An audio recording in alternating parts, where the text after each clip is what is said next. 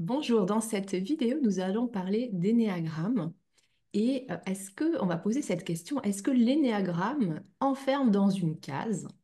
Et on va également parler de schémas répétitifs. Voilà, si vous avez l'impression d'être pris dans des schémas répétitifs. Pour cela, je suis ravie d'accueillir Yannick Lemeur. Bonjour Yannick. Bonjour. Yannick, je rappelle que tu es formateur en énéagramme et psychopraticien et tu te définis comme un humaniste passionné. Alors, je suis Maude et je suis ravie de vous accueillir dans cette nouvelle vidéo. Maude d'Existence. Existence, c'est une entreprise familiale et solidaire et nous œuvrons depuis 1986 dans le domaine du développement personnel et du bien-être. Nous œuvrons main dans la main avec des professionnels fiables et compétents, mais pour vous offrir la meilleure expérience dans ce domaine. Alors, si vous cherchez à vous ressourcer, à faire des belles rencontres humaines, si vous cherchez des stages, à vivre des stages d'épanouissement personnel et de bien-être, eh bien vous êtes au bon endroit. Existence, c'est une proposition de une multitude de stages et vous trouverez certainement le stage qui vous correspond. Voilà, l'expérience qui vous correspond par rapport à ce que vous traversez en ce moment. Comme j'aime à le dire, Existence est comme une bulle de bienveillance, d'accueil, de rencontres avec soi, de rencontres avec l'autre si on en a envie. C'est une expérience qu'on peut vivre seul ou accompagné. Alors, pour répondre à ces questions, on va reparler d'énéagramme. Est-ce que l'énéagramme enferme dans des cases? Et est-ce que peut-être vous vous sentez pris dans des schémas répétitifs et comment l'énéagramme peut venir éclairer et peut-être nous donner des clés, peut-être sûrement nous donner des clés pour mettre en lumière ces schémas répétitifs et certainement pour en sortir. Alors Yannick, est-ce que tu peux nous en dire un peu plus sur ces sujets-là, sur ce sujet-là? Est-ce que l'énéagramme enferme dans une case? Merci beaucoup pour cette question. C'est une question qui est essentielle puisque l'énagramme recoupe 9 grands archétypes et on a une base principale, un profil principal qu'on aura du début à la fin, de notre naissance à notre mort. Et l'énagramme n'enferme pas, il vient juste pointer d'où est-ce qu'on part dans cette vie pour savoir qu'est-ce qui reste à exploiter comme potentiel. Et donc, ce travail d'introspection, pour aller se retrouver quelque part dans une des bases, va permettre de dire, OK, ça, je sais déjà faire, je suis déjà compétent là-dedans. Par exemple, je pense au profil 1 qui s'appelle perfectionniste. Lui, il est très fort dans l'amélioration des choses. C'est vraiment son leitmotiv. Et donc, une fois qu'il a trouvé ça, qu'il a découvert ça, eh ben, il va pouvoir s'appuyer pour travailler, pour exploiter ses compétences pour des associations, pour n'importe quelle structure, et aussi pour lui, bien évidemment. Et ensuite, il va pouvoir se dire, bah, OK, c'est quoi le chemin que j'ai encore à faire sur les autres archétypes? Et là, en fait, ça va juste lui permettre de s'émanciper de son profil et de pouvoir offrir au monde d'autres comportements avec cette même base initiale. Donc, c'est vraiment ça qui est essentiel, c'est de prendre conscience où est-ce que je me suis enfermé tout seul à un moment donné dans ma vie pour pouvoir en sortir ensuite et pouvoir offrir des comportements les plus adaptés, les plus justes dans ce que je suis en train de traverser. Tu peux préciser qu'est-ce que ça veut dire d'aller vers les autres profils, donc reconnaître sa base et d'aller par la suite vers les autres profils. En fait, on est sur des archétypes. Donc, si je pense à Jung notamment ou à d'autres archétypes, mais nous, il y en a 9. Et en fait, quand je prends conscience que je suis, par exemple, si je suis dans le profil 1, je suis connecté de fait avec le profil 7 et le profil 4. Parce que dans l'énagramme, il y a des flèches, il y a des liens qui font déjà des connexions. Hmm. Donc, si je suis 1, je suis connecté au 4, je suis connecté au 7. Donc, c'est deux énergies que je vais pouvoir aussi investir plus facilement. Mais il en reste d'autres. Il en reste 6 autres à exploiter, à, on va dire, énergiser tranquillement. Il y a l'altruiste qui est à côté, donc être dans le don, être tourné vers les autres. Donc c'est vraiment cette notion archétypale qui revient et qui permet de prendre conscience que notre comportement n'est pas toujours adapté à la situation, puisqu'on fait régulièrement les mêmes choses. Hmm. Et là, on en vient du coup à cette notion de schéma répétitif, en fait, en réalité, qui nous enferme, comme tu disais tout à l'heure. Mm. Et bah, je vais reprendre ce profil 1, puisque c'est le premier, et puis je suis parti dessus. Par exemple, ce profil 1, vu c'est important pour lui d'améliorer les choses, souvent il améliore beaucoup les choses, Et dans ce schéma répétitif, il y a un schéma répétitif avec le temps ici. C'est quoi? C'est que par exemple, je travaille comme menuisier, et ben, je vais facturer une journée de travail pour un client.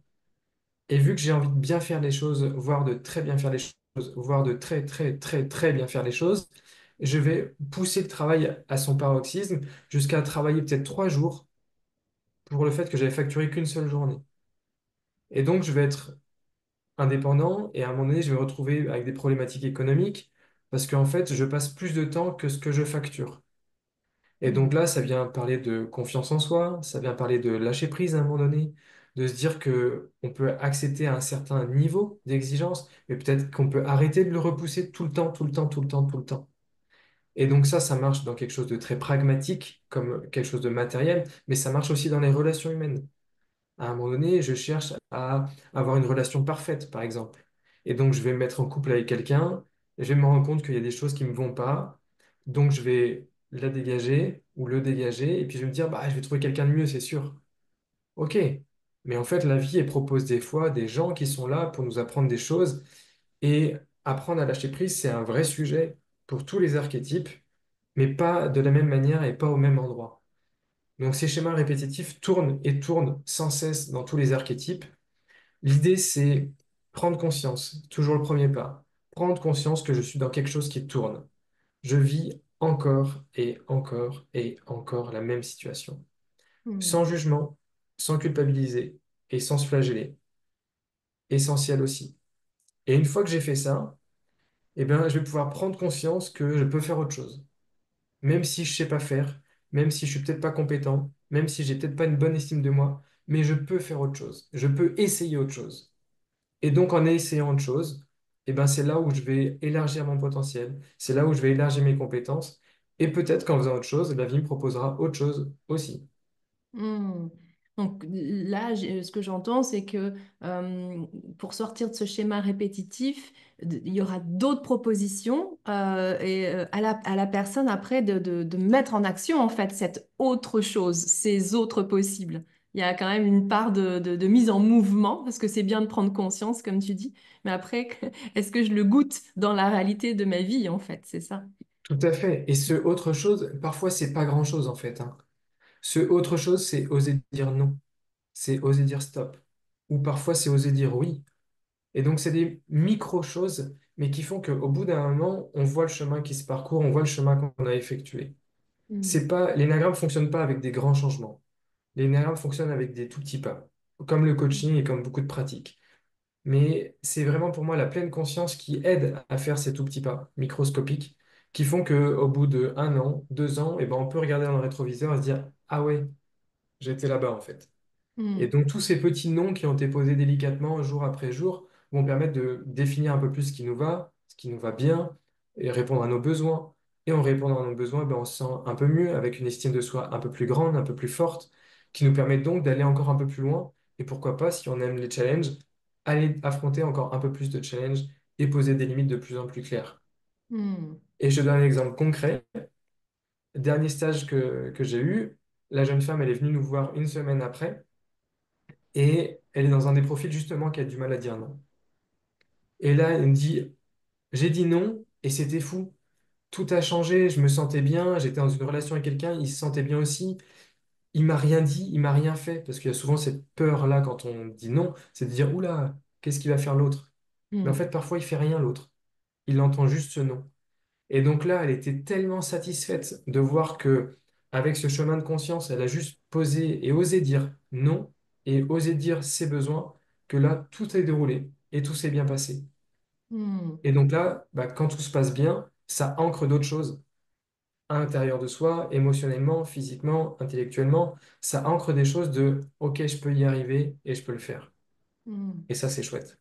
Oui, c'est un bel exemple de comment cette participante, elle a pu sortir de ce schéma répétitif de pas oser dire non. Et que là, en faisant ce petit pas et Ouais, j'allais dire, en l'ancrant dans son quotidien encore et encore, ça crée ces autres possibles. Et c'est en ça qu'on sort de ce schéma, enfin, de nos schémas répétitifs, quoi. tout à fait. En Ouais. osant aussi faire différemment. Il y a toujours ça, ce terme de oser, je l'emploie souvent parce que n'importe dans quel profil on est, souvent il y a cette question de j'ose pas. Il y a une peur quelque part, il y a une appréhension quelque part de ah, mais si je fais ça, il va se passer ça. Non, en fait, s'il se fait ça, on ne sait pas ce qui va se passer parce que la peur est juste une projection du futur et en l'occurrence, on est dans le présent.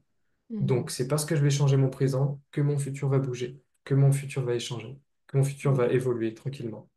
Mhm. Et est-ce que tu as une petite pratique, un petit conseil, une petite astuce là que l'on pourrait vivre avec toi là à l'instant pour commencer déjà à peut-être faire un petit pas déjà à l'issue de cette petite vidéo? Eh ben, dans l'énagramme, on n'a pas des 50 milliards d'outils. Pour moi, l'outil le plus important, il s'appelle observateur intérieur. C'est celui, c'est cette partie de nous-mêmes qui est capable de nous observer vivre. Cette partie de nous-mêmes qui est capable de nous dire, ah, t'es encore en train de faire ça. Sans juger, juste en observant. Et moult fois, j'observe que je fais la même chose. Et un jour, je fais l'hypothèse, je fais même le pari, que à force de faire la même chose, tu auras peut-être envie de faire autre chose. Hmm. Et c'est juste ça, tu vois, ce petit décalage, ce petit pas de côté qui fait que, ah, bah, je vais faire autre chose, tiens, je vais essayer autre chose. Ou je vais Hmm. prendre une autre rue parce que je me déplace, et au lieu de prendre tout le temps la grande autoroute, et ben, je vais prendre peut-être les petites départementales sur le côté que je connais pas très bien. Et ben c'est ça l'énéagramme. C'est qu'à un moment Hmm. donné, il faut s'autoriser à prendre des petites départementales, oser prendre des petites départementales, même si on ne sait pas où on va et qu'on est un peu dans le brouillard. Et c'est vraiment l'observateur intérieur qui va vous aider à faire ça. Donc, prendre conscience de ce qui se passe pour pouvoir oser prendre les départementales. Ouais. Ouais, découvrir voilà, un tout autre paysage magnifique. Ok, Yes. ok. Et cet observateur intérieur, il y a quelque chose, tu l'as dit, il a besoin d'être aussi, pour observer de façon juste, libéré du jugement, libéré des peurs, du mental qui parasite, de la culpabilité. Ah, je suis encore en train de faire ça. Donc, il a besoin, cet observateur, je sens, d'être dans un état quand même où il se sent ouvert et en sécurité pour pouvoir Oui, en fait, observer. cet observateur a juste besoin d'être neutre. Hmm, C'est-à-dire que d'utiliser le je suis encore en train de faire ça n'est pas du jugement, c'est juste ça nomme la répétition. Par hmm, contre, si je me dis ah zut, je suis encore en train de faire ça, là, de par l'intonation, il y a du jugement. Donc non, surtout pas. Juste prendre conscience que je fais la même chose. Et hmm, cet état de conscience qui est neutre, moi je rajoute bienveillant, désolé, c'est plus neutre, c'est bienveillant, va aussi soutenir notre évolution, notre cheminement intérieur. Et hmm, reconnaître que bah, hier, moi, hier, j'étais un autre homme qu'aujourd'hui, tout simplement, et qu'aujourd'hui, bah oui, je vais peut-être encore faire certaines choses de manière récurrente. Et c'est OK. Et peut-être que demain, je m'autoriserai à faire autre chose encore. hmm. Donc c'est vraiment ce travail, comme tu dis, de être là, être présent, trouver la neutralité et juste constater, tout simplement. Voilà, et se donner du coup cette possibilité d'entrevoir d'autres possibles et de tester et d'oser, quoi. Ok. Yes. Hmm. Merci, merci Yannick. Est-ce que tu as envie de rajouter quelque chose pour les personnes qui nous regardent? Et puis je rappelle bien sûr la proposition de stage que tu fais à Existence, donc l'énéagramme, décodage des relations humaines, changer de perspective sur soi et sur les autres. Est-ce que Yannick, voilà, tu as envie de dire un mot de la fin? Et ben ouais, les jardins intérieurs en Ardèche, c'est dans un petit coin un peu perdu. Et pour ça, il faut oser prendre la départementale. Yes. Venez. C'est sûr, c'est sûr. C'est vraiment un bel endroit et une belle, je pense, un beau cadeau que de se faire, voilà, à se Oui. faire pour vivre ton stage ou un autre. Mais voilà, là, on parle aujourd'hui donc d'énéagramme et de voilà, comment l'énéagramme aide à sortir des schémas répétitifs et que l'énéagramme n'enferme pas dans une case, bien au contraire, permet d'autres possibles. C'est ça que j'aime bien et d'autres possibles avec la découverte de ces départementales. C'est une belle, c'est une belle image. Merci infiniment, Yannick, Merci, d'avoir Maud. été avec nous aujourd'hui. Au grand plaisir eh bien, de te retrouver très prochainement. Et je vous dis également à vous qui nous regardez à très bientôt. Au revoir. À bientôt. Transformez votre vie dès aujourd'hui. Réservez vos activités d'épanouissement personnel sur existence.fr et commencez votre voyage vers le bien-être.